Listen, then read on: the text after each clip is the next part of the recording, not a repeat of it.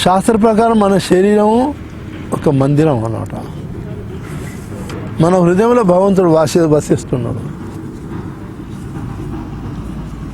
కనుక ఇలాంటి మందిరమైన భగవంతుని నివాసమైన ఇలాంటి మందిరమైన ఈ శరీరాన్ని అలంకరించడం అన్న భగవంతుని నామధేయాలతోటి అలంకరిస్తుంటాము. ఒక్కొక్క తిలకం ఒక్కొక్కతోటి పెట్టినప్పుడు మనం భగవంతుని ఒక్కొక్క విశిష్టమైన నామాన్ని ఉచ్చరిస్తూ తిలకాన్ని ఇస్తాం. ఆ నామం పైన ఒక విశిష్టమైన శక్తి ఉంటుంది. ఎప్పుడైతే మనం భగవంతుని ఓం కేశవాయ నమః అంటూ ముఖంలో మనం పెట్టుకుంటామో, మనం ఇంద్రియాలను కేశవం అంటే ఎన్నో అర్థాలు ఉన్నాయి.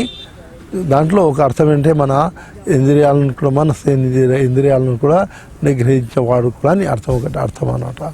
ఈ విధంగా భగవంతుడు ఒక్కొక్క పేరులో భగవంతుని ఒక్కొక్క శక్తిని మన శరీరంలో ప్రసారింపజేస్తూ దానివల్ల బాహ్యశుద్ధి అంతఃశుద్ధి అవుతుంది. నమస్సు ఎప్పుడైతే మనం నామాన్ని తిలకాన్ని పెట్టుకుంటున్నామో, ఆ తిలకం పెట్టుకుంటే ఎప్పుడైతే భగవంతుని స్మరిస్తుంటామో బాహ్యశుద్ధి కూడింది, అంతర్శుద్ధి. నామం వల్ల అంతర్శుద్ధి అయింది, బాహ్యశుద్ధి తిలకాన్ని వింటడం వల్ల బాహ్యశుద్ధి అవుతుంది.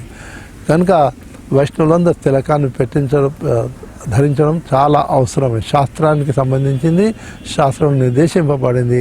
వైష్ణవులు తిలకం పెట్టాలి. ఏ తిలకము ఎప్పుడు పెట్టేప్పుడు భగవంతుని ఏ నామాన్ని ఉచ్చరించాలో అది కూడా నిర్దిష్టంగా చెప్పబడింది.